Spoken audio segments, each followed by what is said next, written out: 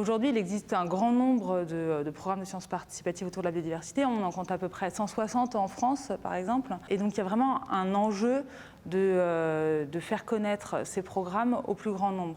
Aujourd'hui, on estime qu'il y a environ 130 000 personnes en France qui participent à ces projets-là.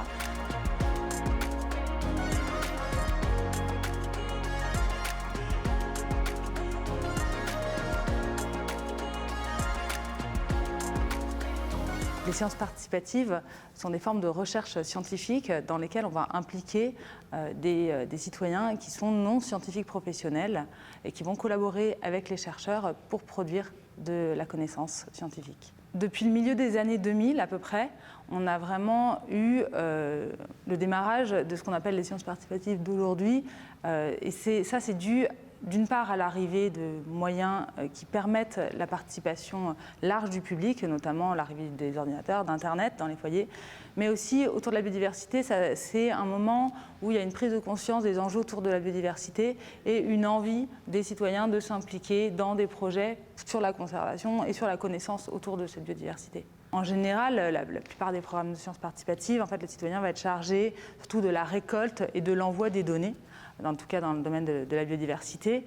Là, aujourd'hui, on a des évolutions là-dessus et on essaye d'impliquer plus largement les citoyens, notamment en amont de la récolte des données, dans la réflexion sur les questions qu'on va se poser, sur des hypothèses qu'on va se poser, et puis aussi en aval de la récolte des données, sur l'analyse de ces données, des analyses collaboratives de ces données.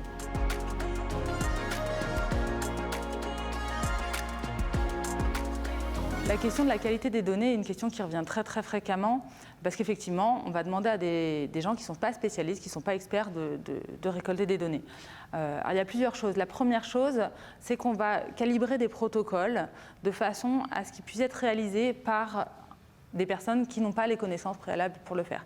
Pour ça, par exemple, on va réaliser des listes d'espèces restreintes à observer. On va parfois faire de la dégradation taxonomique, c'est-à-dire qu'au lieu d'aller jusqu'à l'identification à l'espèce, on va peut-être rester à un groupe d'espèces parce que la différenciation des individus et des différentes espèces est trop compliquée.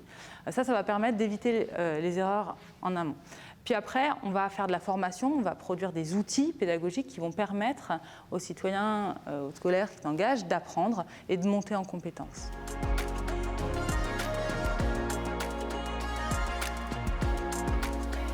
Face aux grands enjeux de changements globaux, qui sont le réchauffement climatique, l'urbanisation, l'intensification agricole, on a besoin de beaucoup de données à des larges échelles spatiales et aussi sur des longues séries temporelles, donc des longues périodes, pour comprendre comment la biodiversité va être impactée, va réagir à ces changements.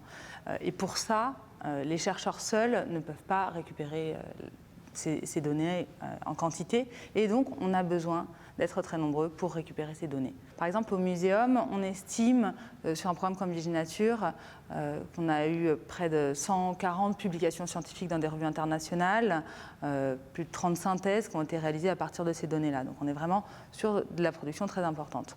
Il va y avoir à la fois de la recherche fondamentale qui va pouvoir être faite, et puis de la recherche plus appliquée.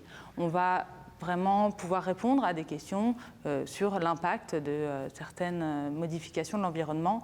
Notamment, on va pouvoir regarder par exemple l'impact du réchauffement climatique sur les changements de communautés, de plantes ou d'oiseaux au fur et à mesure du temps. On va pouvoir regarder aussi l'impact de ce réchauffement climatique sur les déplacements des aires de répartition des espèces au cours du temps.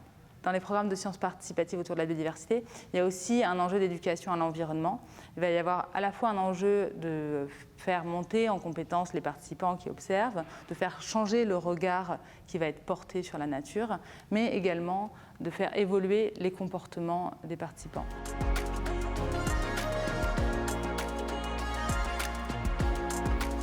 La plupart des programmes de sciences participatives sont co-construits entre des organismes de recherche et des partenaires, la plupart du temps des partenaires associatifs qui vont contribuer à l'animation du réseau d'observateurs. Il y a des programmes pour tout type de public, pour du grand public sans connaissance préalable, pour des naturalistes, pour des scolaires, puis pour des professionnels aussi comme des agriculteurs ou des gestionnaires d'espaces verts.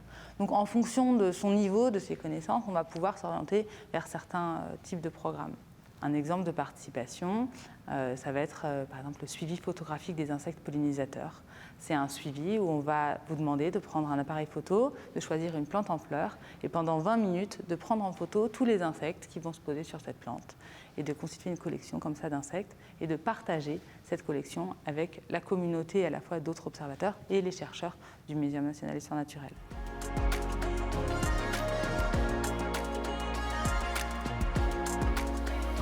Vous aussi, vous pouvez contribuer à aider la recherche scientifique et les chercheurs à mieux comprendre les impacts des changements globaux sur la biodiversité. Pour ça, il suffit de sortir dans son jardin, autour de chez soi, puis comme ça, vous allez apprendre à découvrir cette nature de proximité, ces insectes, ces oiseaux que vous voyez tous les jours, sans apprendre et sans prendre le temps vraiment de les regarder.